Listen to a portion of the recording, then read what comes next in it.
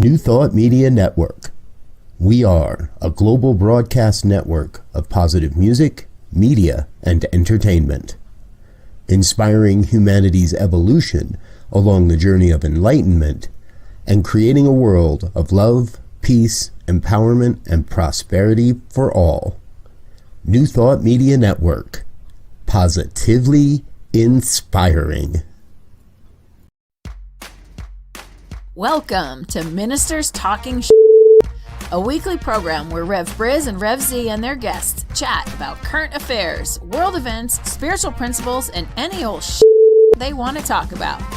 Based on the New Thought philosophy and ancient wisdoms, Ministers Talking shares a visionary perspective of the evolving spiral called spiritual living. Join us each week as we explore the emerging paradigm of life on planet Earth and beyond.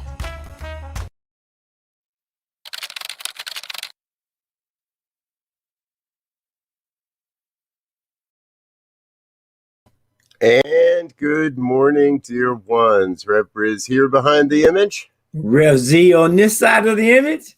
And we're a couple of ministers talking shit. How you doing this morning, folks?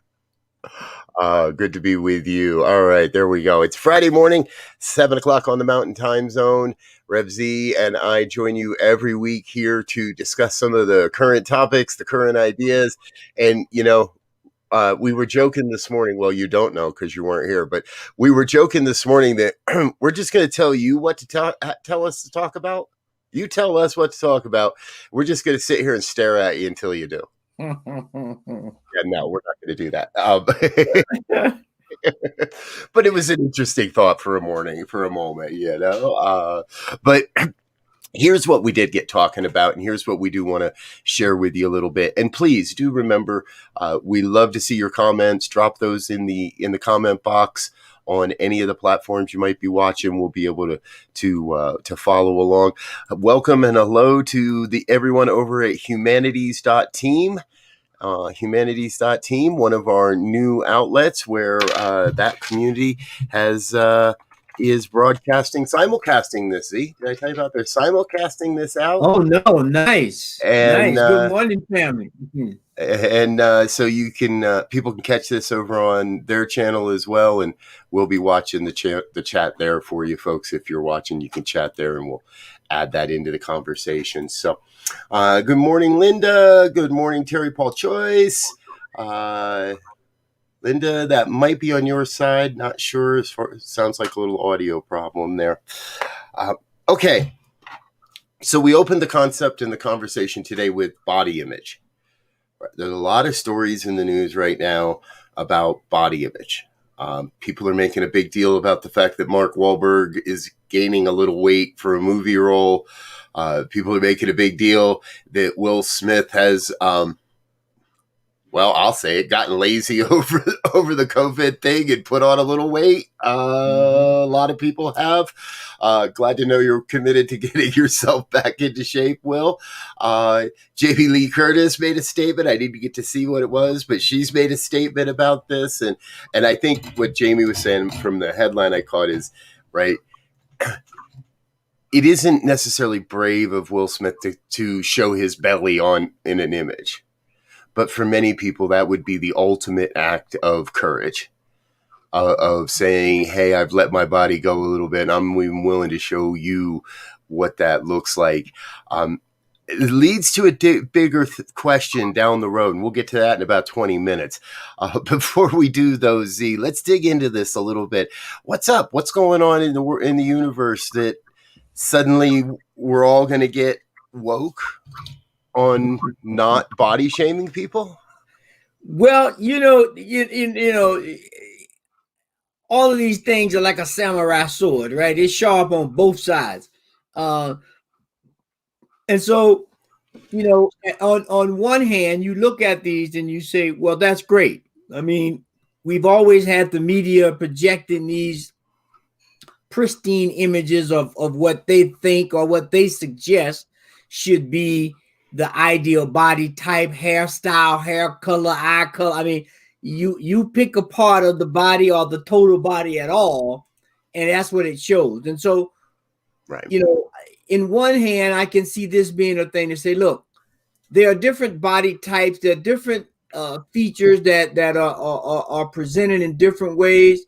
And because they don't fit the norm, i.e. what's being projected as the norm, we shouldn't look down on people or deny them access or opportunity or whatever.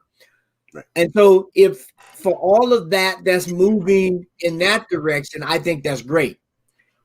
But we know we're dealing with Hollywood, and at some level it's marketing, right? For whatever, for that person themselves or for the movie that they're getting ready to make.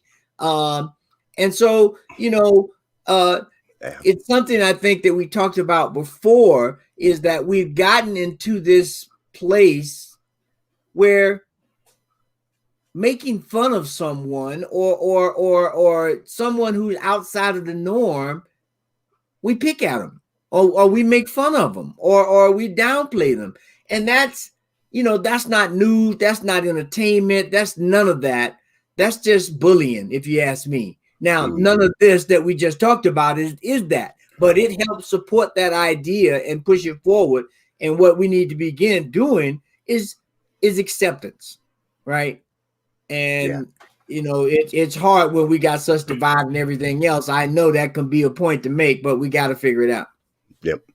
I don't get personally offended very often, but I got to I'll be honest. When I saw that term dad bod, it's like Will Smith's got to lose his dad bod. And I'm like, come on, people, really? So it's, okay. Who here hasn't had fluctuation in their weight over their lifetime? I am sure there are some that, right? I've been 185 since I was in high school. And I used to say that. I did that for a lot of years. I was 185 till I was in high school. But that's not the point. What I'm getting to is that we start to throw these labels around to try to make this an overarching thing. Like this isn't Will's fault. Like he's not really responsible for the fact that he's got more weight on than he would like. That he's not real, that he doesn't, that it's not his fault. He's a dad. That's what happens to dad. No, bull. I'm tired of society painting broad strokes across communities. And okay, this one hits me because I'm a dad, but there's so many others out there too. There's so many other generalizations and these sweeping generalities that just push everybody under the rug, rather than recognizing, okay, the man's a man. He's a human being. He's a normal human being. He has done great work at perfecting his skills and his gifts and his talents and his craft.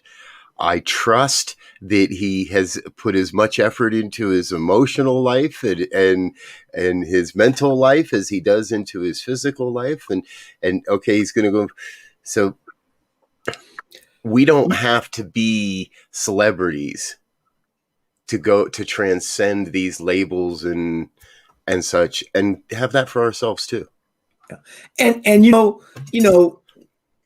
knowing Will's career and starting when he was a DJ and rapper and moving on. Well, he wasn't a DJ, he was a rapper. Jazzy Jeff was a DJ, but he's a comedian. He started out as a comedian, as a jokester, and so I'm sure a lot of what he was doing was playing on that playfulness that he always displays. His, right.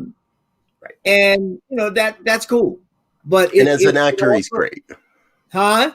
Right. As an actor, he's great. Yeah. And let's be clear, folks. We're not trying to badmouth Will Smith. Not at all. Right. And even Lori Carlson sharing that, watched Amend and he was awesome. And I've only seen snippets of Amend. It's on my list. I haven't seen the whole thing, but I've seen some snippets enough to know that, yeah, it's I trust you, Lori. It's great.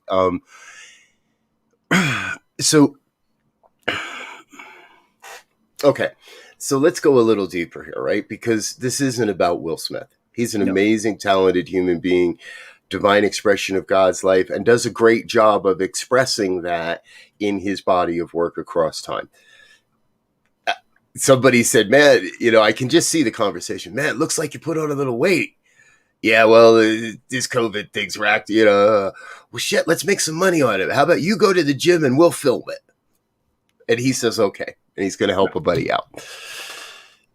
But I think part of what this points to, and we can talk about this more is, or not, is the cult of personality around stars and Hollywood is still, I thought we were getting somewhere with that. But it seems like, what are we talking? Mark Wahlberg has to gain a little weight for a role. Will Smith decides that he wants to get in shape a little bit. Oh, and Adam Sandler decided he didn't really want to stand around and wait for a half an hour at an IHOP. And because nobody knew that it was him, it's big news. This continual obsession with the lives of people that we know. Is that it? We never get to see the real Will Smith, so we're obsessed with knowing what the real Will Smith is like. We never get to see the real Adam Sandler, so we're obsessed with knowing what Adam Sandler's life is like. What does it matter where the guy had breakfast? What does it matter that the girl behind the desk didn't realize it was him? I think that was his objective, was for nobody to know it was him, to be treated like a real guy, right? Yeah, go ahead. I was just going to say, it feels a little scattered this week. It feels like the media didn't have anything juicy to dig into or anything salacious to dig into. So let's just fall back and talk about some celebrities for the week. Yeah. I mean, and quite frankly, there's a lot of news out there. There's the whole Stefanik and Cheney battle for the Republican seat. There's, there are riots down in Colombia over the president's handling of the COVID. I mean, there's all sorts of things in the news that will kind of, we know the storyline, right? It's just jumping from one place to another because people have not, at leadership positions, have not taken this pandemic serious. And so, and our part, a little shift over to something a little lighthearted, but not so light, because it's still looking at humanity and how we begin to bridge the divide of how we find the simplest things.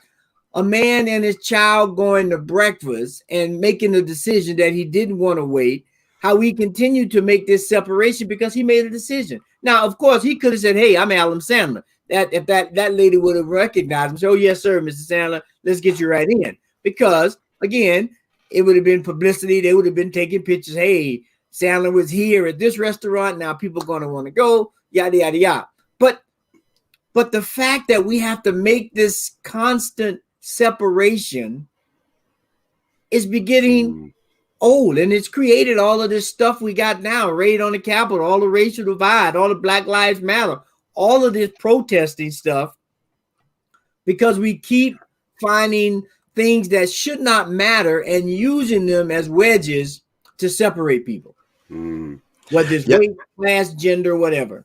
Exactly. Yeah, there we go. And yes, folks, he said it. Black Lives Matter. Black lives still matter. Yeah. Black lives are going to matter later this afternoon. Black lives are going to matter tomorrow as well. Yeah. You got a problem with that? Give me a call. But I love where you're at there, Z, right? Okay, so let's look at this from that perspective.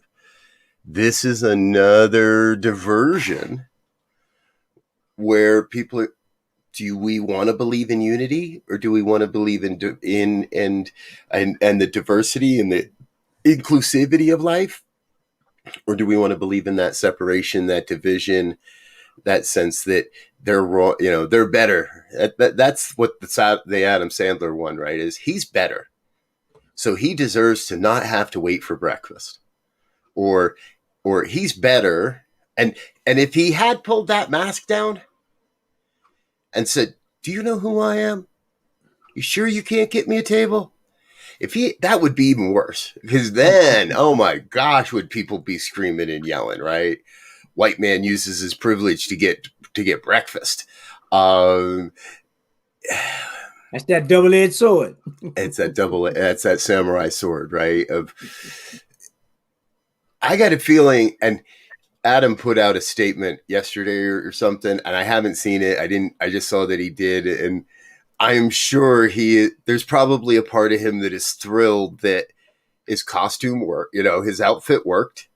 He wasn't recognized. I know that's part of his mode. He doesn't like to be recognized. So his outfit worked. He wasn't recognized, and yet he still becomes the center of attention. Like, how does this happen? I was just trying to get some eggs, people. Right. So, but okay. So we see Adam is one of us now. We can see even more clearly that this is a normal guy. He's got a high profile job, but he's just trying to be a normal guy on a Saturday morning with his daughter. And in this case, it works. He gets to be a normal guy. He gets to stand there and say, no, sorry, we can't wait a half hour. We're going to go find something else. Versus, right. So, and I another thing I saw, and I know at first it happened. I think it was in, I think it was a town in Indiana, or maybe it was Detroit, and now they're looking at doing it in some places in Chicago suburbs. This whole thing with providing reparation through housing. That's totally a pivot from where we just were, right? Right. But it's interesting. For the longest, this whole idea of reparations was like taboo for blacks. Although there's historical evidence that we've paid reparations to a lot of different people for various concentration camps and internments and all that kind of stuff. But it's interesting to see how and this is at a local level, that because of their redlining and their whole thing about these interest rates, that they're starting to try to do some reparation with housing. Now that's great, but that's I can't wait to see the fallout from that, because everybody's going. How are you choosing? Are you doing it across the board? Is everybody getting it? Right. If the people who used to live there that you've already forced out, are they going to get the reparations because now you've forced them, maybe in homelessness or whatever, who knows? So, I applaud the approach and effort. I think it's admirable, but again, it speaks to me about knee-jerk reactions, right? Which again is we react so quickly, which again creates we create this separation now, because I can guarantee you people in the neighborhood say, well, I didn't get no reparation from my house. Where's my reparation? Well, for payments or tax reliefs or however they're going to structure it. And again, I just want to bring it back around to that unity. These things are great, but we have to begin to figure out how to do them holistically. I read something the other day real quick that said, Copernicus and Dante, not Galileo. Oh God, I can't think of his name right now. One of the philosophers that was 100 years old ago, and I'll think of it in a minute. That we based our society on these laws and things like that. The Constitution was based on, maybe a city-state kind of an idea, but now we're way beyond that. But we're still governing our thoughts and philosophies and political systems on something the founders of those systems could not even think of. We got 1.something billion people in India alone. They could never have imagined that. Yet we're still trying to govern and lead lives based on those principles that have not expanded at all. To create a quick analogy, we're trying to govern a city like we did when it was a small town of 100 people. Exactly. Because we never had a stoplight. We had a stop sign. But now we got stoplights, and we don't know what to do because all of a sudden we're a big city. Yeah, I hear where you're going there. And you mentioned India, so big prayers up for India. Yes. India. India is actually doing really well with their vaccine rollout. It's crazy because it's also coinciding with a huge increase of cases and fatalities from cases of COVID. So major prayers for India and the people of India. Stay safe and stay healthy. Okay, so now we've got this way of looking at this. So we're working towards working away from the separation and back towards the unity, right? Now I can tell that's exactly the argument that's probably happening in the Republican Party right now, because you kind of hit on it a little bit, right? So Stefanicek, I think is how you pronounce the woman's name. She actually nominated Liz Cheney for the leadership seat that she holds. For those that don't know, Liz is the only member. Liz Cheney is a daughter of Dick and Lynn Cheney, former Vice President Dick Cheney. She's elected as a Republican to the House of Representatives from the state of Wyoming. Wyoming has a very small population, so she is the only representative in the House from Wyoming. They only have one seat. She's represented or recommended by Stefanicek. I know I'm saying that wrong. For her seat, Stefanik, and now Stefanik says she's not qualified, and she should be recalled, simply because Liz is no longer willing to go along with the cult of personality that is Donald Trump, and is saying, hey, I've got some problem. And I think we should, and it's not even like she's attacking him. I haven't even seen a statement where she's attacked him or anything. She has just, she's just said, there are things here we need to look at from where I sit. And from that, she's been attacked, vilified, ostracized, and people are saying she doesn't deserve her job. Now, simultaneously, here in Colorado, we got a Representative Lauren Boebert. For our friends in Atlanta, you got ex-Senator Kelly Loeffler and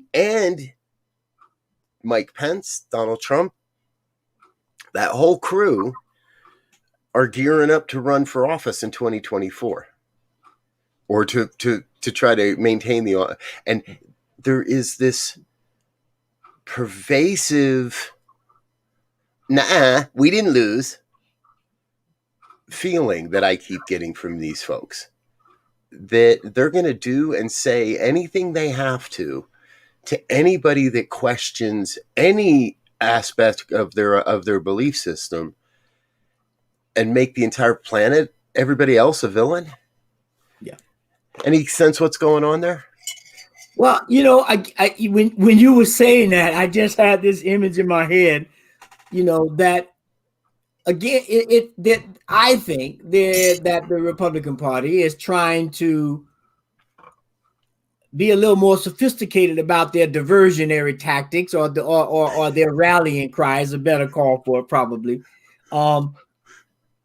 Because you look at just the other day, the governor of Florida signed a law bill that only allowed Fox TV in to cover it, and only Republicans, no independents or Democrats who thought it was whatever, maybe there weren't any, but the mere fact that they limited only one network to cover it, and then it's the same similar kind of thing as was up in Georgia when they arrested the representative when she was knocking on the door to get interest, to say, hey, this is a political event for my state, which I represent. I want to be present. And this whole thing with Cheney and Stefanik and that whole, it's a way, again, I keep beating the drum, of creating separation. So now that's going to cause some separation in the Republican Party itself that says maybe, oh, I thought Liz was doing a pretty good job as the speaker or whatever, and I don't think she should be replaced as the top person. Now there's almost a 20-year difference between Liz and Stefanik. So maybe they're trying to, because in the Democratic Party got a lot of young people coming in. So maybe they're trying to get, but at the bottom line is more separation. Right. The Republican Party, keeping America separated and divided since 18 something or other, right?